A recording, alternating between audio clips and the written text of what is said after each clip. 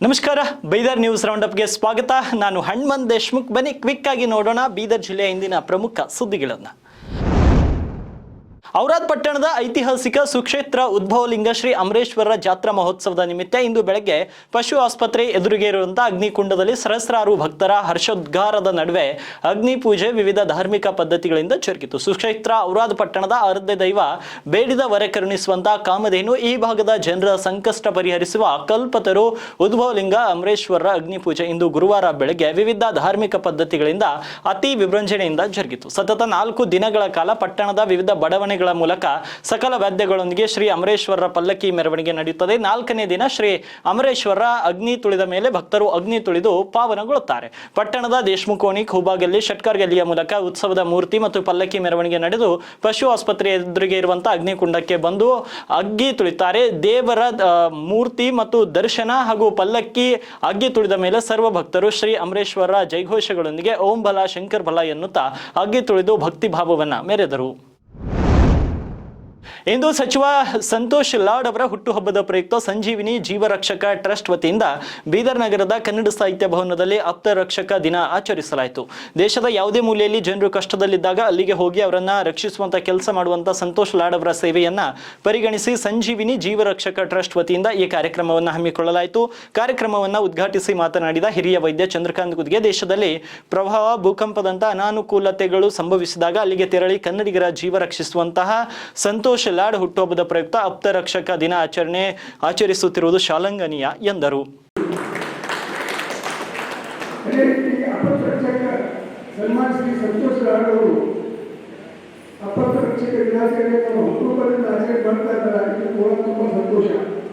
ನಾವು ಸುಖ ಶಾಂತಿಯಿಂದಾಗ ಯಾರನ್ನು ಎನಿಸುವುದಿಲ್ಲ.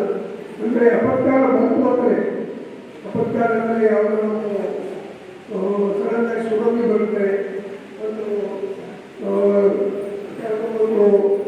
ಭೂಕಂಪ ಆಗ್ತದೆ, ಯಾವುದೋ ಒಂದು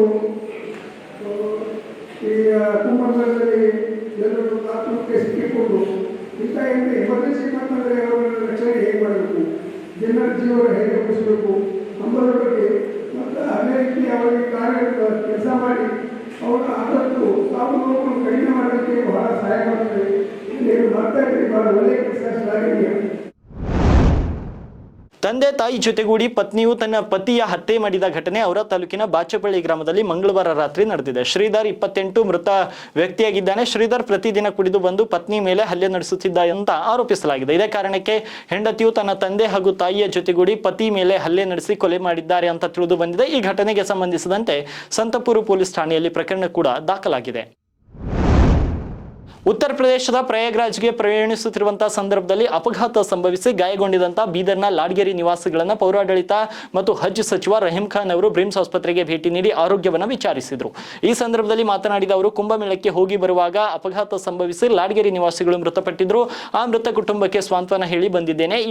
ಈ ಅಪಘಾತದಲ್ಲಿ ಗಾಯಗೊಂಡಿರುವಂತಹವರನ್ನ ಆರೋಗ್ಯ ವಿಚಾರಿಸಲು ಇಲ್ಲಿಗೆ ಬಂದಿದ್ದೇನೆ. ಕೆಲವೊಬ್ಬರ ಕಾಲು ಮುರಿದಿದೆ, ಇನ್ನು ಕೆಲವೊಬ್ಬರಿಗೆ ದೇಹದ ಅನೇಕ ಕಡೆಗಳಲ್ಲಿ ಗಾಯವಾಗಿದೆ. ಇವಾಗ ಎಲ್ಲರ ಸ್ಥಿತಿ ಸ್ಥಿರವಾಗಿದೆ ಎಂದರು.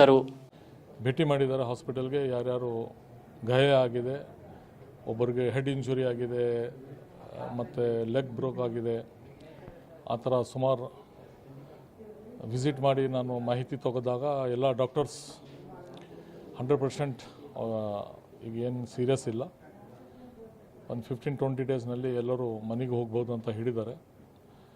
ಮತ್ತು ನಾನು ಅವರಿಗೆ 100% ವಿಶ್ವಾಸ ಕೊಟ್ಟಿದ್ದೀನಿ. ಗೌರ್ಮೆಂಟ್ ಫುಲ್ ತಮ್ಮ ಜೊತೆಗಿದೆ. ಮತ್ತು ಪರ್ಸನಲ್ ಆಲ್ಸೋ ಏನು ಬೇಕಾದರೂ ಪರ್ಸನಲ್ ಆಲ್ಸೋ ನಾವು ರೆಡಿ ಇದು.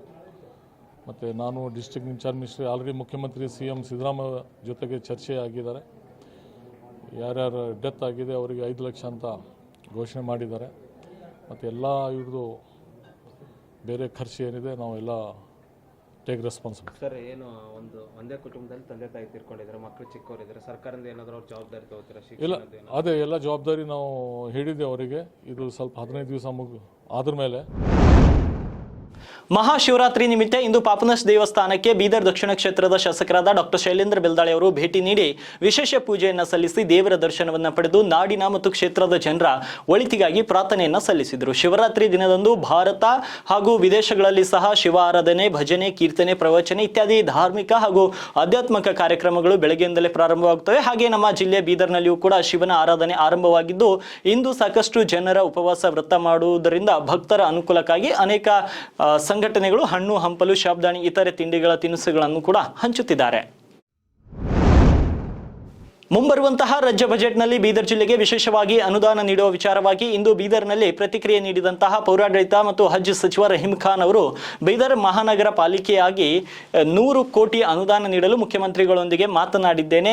150 ಜನ ಹೊಸ ಸಿಬ್ಬಂದಿಗಳಿಗಾಗಿಯೂ ಬೇಡಿಕೆ ಇಟ್ಟಿದ್ದೇನೆ. ಮುಖ್ಯಮಂತ್ರಿಗಳು ಸಕಾರಾತ್ಮಕ ಪ್ರತಿಕ್ರಿಯೆಯನ್ನ ನೀಡಿದ್ದಾರೆ ಅಂತ ರಹೀಂ ಖಾನ್ ಇವತ್ತು ಉತ್ತರ ಕರ್ನಾಟಕ ಸುದ್ದಿ ವಾಹಿನಿಗೆ ತಮ್ಮ ಪ್ರತಿಕ್ರಿಯೆಯನ್ನ ನೀಡಿದ್ದಾರೆ. ಈಗ ನೆಕ್ಸ್ಟ್ ಬಜೆಟ್ ಅಲ್ಲಿ ಬೀದರ್ಗೆ ಏನಾದರೂ ವಿಶೇಷ ಕೊಡುಗೆಗಳಿವೆ? ಕೇಳಿದೆವು. ಎಕ್ಸ್ಪೆಕ್ಟೇಷನ್ ಏನಿದೆ ಸರ್? ಎಕ್ಸ್ಪೆಕ್ಟೇಷನ್ ಕಾರ್ಪೊರೇಷನ್ ಬೀದರ್ಗೆ ಮಾಡಿದ್ದಾರೆ, ಅದಕ್ಕೆ 100 crore rupees ಕೊಡಿ ಅಂತ ಕೇಳಿದೆವು. ಮತ್ತೆ ಇನ್ನು ಸುಮಾರು ಡೆವಲಪ್ಮೆಂಟ್ ವರ್ಕ್ ಏನು ಎಕ್ಸ್ಪೆಕ್ಟ್ ಮಾಡ್ಬೋದು ಸರ್ ಈ ಬಜೆಟ್ನಲ್ಲಿ ಸರ್ಕಾರದಲ್ಲಿ? ಈ ಬಜೆಟ್ನಲ್ಲಿ ಬೀದರ್ ಎಸ್ಪೆಷಲಿ ನನ್ನ ಕ್ಷೇತ್ರಕ್ಕೆ ಕಾರ್ಪೊರೇಷನ್ ಆಗಿದೆ, ಅದಕ್ಕೆ ದುಡ್ಡು ಮತ್ತು ಸ್ಟಾಫ್ ಬೇಕು. 150 ಹೊಸ ಸ್ಟಾಫ್ ಬೇಕು. ಮತ್ತು ಕಮಿಷನರ್ IAS KS ಕಮಿಷನರ್ ಬೇಕು. ಆ ಥರ ಇನ್ನೂ ಸ್ವಲ್ಪ ರೂರಲ್ ಪಂಚಾಯತ್ಲಿಂದ 50 ಕೋಟಿ ರೂರಲ್ ಏರಿಯಾಗೆ ಡೆವಲಪ್ಮೆಂಟ್ಗೆ ಅಂತ ಕೇಳಿದ್ದೇನೆ. ವಾಟರ್ ಸಿಸ್ಟಮ್ಗೆ ದುಡ್ಡು ಕೇಳಿದೆವು, ರೋಡ್ ಡ್ರೈನ್ಗೆ, ಹೆಲ್ತ್ ರಿಲೇಟೆಡ್, ಎಜುಕೇಷನ್ ರಿಲೇಟೆಡ್ ಎಲ್ಲ ಸ್ಕೀಮ್ಸ್ನಲ್ಲಿ ಕೇಳಿದೆವು. ಮೋಸ್ಟ್ಲಿ ಮುಖ್ಯಮಂತ್ರಿ ಹೈದರಾಬಾದ್ ಕರ್ನಾಟಕಕ್ಕೆ ಕಲ್ಯಾಣ ಕರ್ನಾಟಕ ಅಂತ ನಾಮಕರಣ ಮಾಡುವ ಮೂಲಕ ಸಂಚಲನ ಮೂಡಿಸಿದಂಥ BS ಯಡಿಯೂರಪ್ಪ ಅವರ ಸೇವೆ ಅಪಾರವಾಗಿದೆ. BSY ಎಂಬ ಭರವಸೆ ಬರೀ ವ್ಯಕ್ತಿ ಅಲ್ಲ, ಅದೊಂದು ದೊಡ್ಡ ಶಕ್ತಿ ಅಂತ ಮಾಜಿ ಜಿಲ್ಲಾ ಪಂಚಾಯತ್ ಸದಸ್ಯರಾದ ಶಕುಂತಲಾ ಬೆಲ್ದಾಳೆ ಅವರು ಹೇಳಿದ್ದಾರೆ. ಬೀದರ್ ದಕ್ಷಿಣ ಕ್ಷೇತ್ರದ ಅಣುದ್ದೂರು ಗ್ರಾಮದಲ್ಲಿ BS ಯಡಿಯೂರಪ್ಪ ಅವರ ಜನ್ಮದಿನದಂದು 44ಕ್ಕೂ ಹೆಚ್ಚು ಭಾಗ್ಯಲಕ್ಷ್ಮಿ ಬಾಂಡ್ ಫಲಾನುಭವಿಗಳ ಯುವತಿಯರ ಸಮ್ಮುಖದಲ್ಲಿ ಬೀದರ್ ದಕ್ಷಿಣ ಬಿಜೆಪಿ ವತಿಯಿಂದ ಹಮ್ಮಿಕೊಂಡಂತ ಕಾರ್ಯಕ್ರಮದಲ್ಲಿ ಅವರು ಮಾತನಾಡಿದರು. ರೈತರು ಜನಪರ ಹೋರಾಟದ ಕಟ್ಟಾಳುವಾಗಿ ರಾಜಕೀಯಕ್ಕೆ ಪದಾರ್ಪಣೆ ಮಾಡಿದಂತ BS ಯಡಿಯೂರಪ್ಪ ಸುದೀರ್ಘ ಅವಧಿಗೆ ಪ್ರತಿಪಕ್ಷ ನಾಯಕರಾಗಿ ಆಡಳಿತ ಪಕ್ಷವನ್ನ ತುದಿಗಾಲ ಮೇಲೆ ನಿಲ್ಲುವಂತೆ ಮಾಡಿದವರು. JDS BJP ಸಮ್ಮಿಶ್ರ ಸರ್ಕಾರದ ಅವಧಿಯಲ್ಲಿ DCM ಆಗಿ 2006ರಲ್ಲಿ ಜಾರಿಗೆ ತಂದ ಹಲವು ಜನಪ್ರಿಯ ಕಾರ್ಯಕ್ರಮಗಳು ಭಾಗ್ಯಲಕ್ಷ್ಮಿ ಬಾಂಡ್ ಯೋಜನೆ ಕೂಡ ಒಂದು. ನಂತರ 2008ರಲ್ಲಿ ಮುಖ್ಯಮಂತ್ರಿಯಾಗಿ ಯೋಜನೆಯನ್ನ ಮಾರ್ಪಾಡು ಮಾಡಿ ಒಂದು ಕುಟುಂಬದ 2 ಹೆಣ್ಣು ಮಕ್ಕಳಿಗೆ ಯೋಜನೆಯ ಲಾಭ ಪಡೆಯಲು ಅವಕಾಶವನ್ನ ಕಲ್ಪಿಸಿದರು ಅಂತ ಇವರು ಹೇಳಿದರು.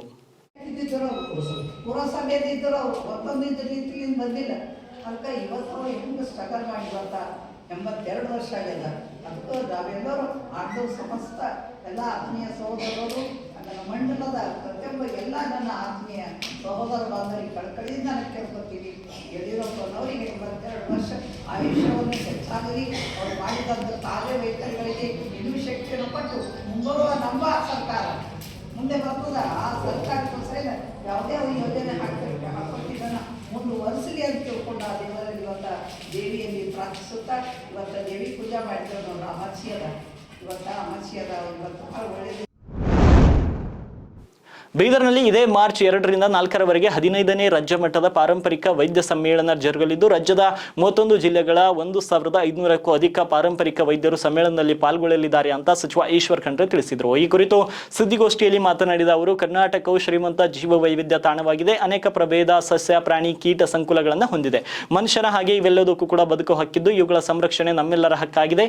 ಮುಂದಿನ ಯುವ ಪೀಳಿಗೆಗೆ ಇವುಗಳನ್ನು ಪರಿಚಯಿಸುವ ಅವಶ್ಯಕತೆ ಇದೆ. ಇನ್ನು ಋಷಿಮುನಿಗಳು, ಹಿರಿಯರು ಎಲ್ಲ ರೋಗಗಳಿಗೆ ಗಿಡಮೂಲಿಕೆ, ಪ್ರಕೃತಿ ಚಿಕಿತ್ಸೆ ಇತ್ತು. ಔಷಧಿ ಗುಣಧರ್ಮ ಇಲ್ಲದ ಸಸ್ಯಗಳು ಭೂಮಿ ಮೇಲೆ ಇಲ್ಲ. ಔಷಧೀಯ ಸಸ್ಯಗಳನ್ನು ಪತ್ತೆ ಹಚ್ಚುವ ಔಷಧಿ ತಯಾರಿಕೆ ಮಾಹಿತಿ ಕಡಿಮೆ ಆಗುತ್ತಿದೆ. ಔಷಧೀಯ ಸಸ್ಯಗಳನ್ನು ಪತ್ತೆ ಹಚ್ಚುವರಿಲ್ಲದೆ ನಶಿಸಿ ಹೋಗುತ್ತಿವೆ. ಪಾರಂಪರಿಕ ವೈದ್ಯ ಪದ್ಧತಿಯನ್ನು ಪ್ರೋತ್ಸಾಹಿಸುವ ಉದ್ದೇಶದಿಂದ ಸಮ್ಮೇಳನವನ್ನು ಹಮ್ಮಿಕೊಳ್ಳಲಾಗಿದ್ದು ಸಮ್ಮೇಳನ 3 ದಿನಗಳು ನಡೆಯಲಿದ್ದು 11 ಗೋಷ್ಠಿಗಳನ್ನು ಆಯೋಜಿಸಲಾಗಿದೆ ಎಂದರು. ತಾರೀಕಿನಂದು ಕರ್ನಾಟಕ ಜೀವ ವೈವಿಧ್ಯ ಮಂಡಳಿ, ಪಾರಂಪರಿಕ ವೈದ್ಯ ಪರಿಷತ್ತು ಕರ್ನಾಟಕ ಬೆಂಗಳೂರು, ಕಲ್ಯಾಣ ಕರ್ನಾಟಕ ಪಾರಂಪರಿಕ ವೈದ್ಯ ಪರಿಷತ್ತು ಇವೆಲ್ಲರ ಸಂಯುಕ್ತಾಶ್ರಯದಲ್ಲಿ 15ನೇ ರಾಜ್ಯ ಮಟ್ಟದ ಪಾರಂಪರಿಕ ವೈದ್ಯ ಸಮ್ಮೇಳನ ಆಯೋಜನೆ ಮಾಡಲಾಗಿದೆ. ಇವತ್ತು ಈ ಒಂದು 3 ದಿವಸದ ಕಾರ್ಯಕ್ರಮದ ಒಂದೇನು ವಿವರವಾದಂಥ ಒಂದು ಆಹ್ವಾನ ಪತ್ರಿಕೆ ಇದೆ. ಅದು ಮಾಧ್ಯಮದವರೆಲ್ಲರಿಗೂ ಈಗಾಗಲೇ ಮುಟ್ಟಿರ್ಬೋದು. ಮುಟ್ಟದೇ ಇದ್ದರೆ ಮುಟ್ಟಿಸಿ ಅನ್ನುವಂಥ ಮಾತನ್ನು ನಾನಿಲ್ಲಿ ಹೇಳಲಿಕ್ಕೆ ಬಯಸ್ತಾ ಇದ್ದೀನಿ. ಆತ್ಮೀಯ ಬಂಧುಗಳೇ, ತಮ್ಮೆಲ್ಲರಿಗೆ ತಿಳಿದಿರುವಂತೆ ಇವತ್ತು ಕರ್ನಾಟಕ ರಾಜ್ಯ ಅತ್ಯಂತ ಶ್ರೀಮಂತವಾದಂಥ ಒಂದು ಜೀವ ವೈವಿಧ್ಯತೆಯ ತಾಣವಾಗಿದೆ. ನಮ್ಮ ರಾಜ್ಯದಲ್ಲಿರುವಂಥದ್ದು ಏನು ಪಶ್ಚಿಮ ಘಟ್ಟ ಇದೆ, ಮತ್ತು ಇವತ್ತು ಇತರ ಪ್ರದೇಶಗಳಿದ್ದಾವೆ.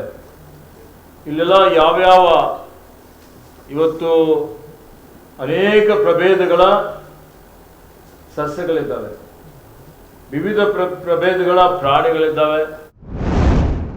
2025-2026ನೇ ಸಾಲಿನ ವಾರ್ಷಿಕ ಬಜೆಟ್ ಮಂಡನೆಗೆ ಸಂಬಂಧವಾಗಿ ಮಾರ್ಚ್ 4ರಂದು ಹಳ್ಳಿಕೇಡ್ ಬಿ ನಗರದ ಪುರಸಭೆ ಸಭಾಂಗಣದಲ್ಲಿ ಮೊದಲನೇ ಸುತ್ತಿನ ಸಾರ್ವಜನಿಕ ಪೂರ್ವಭಾವಿ ಸಭೆ ಜರುಗಲಿದೆ ಅಂತ ಪುರಸಭೆಯ ಮುಖ್ಯಾಧಿಕಾರಿ ಪತ್ರಿಕಾ ಪ್ರಕಟಣೆಯಲ್ಲಿ ತಿಳಿಸಿದ್ದಾರೆ. ಅಂದು ಮಧ್ಯಾಹ್ನ 3:30 ಪೂರ್ವಭಾವಿ ಸಭೆ ಜರುಗಲಿದೆ.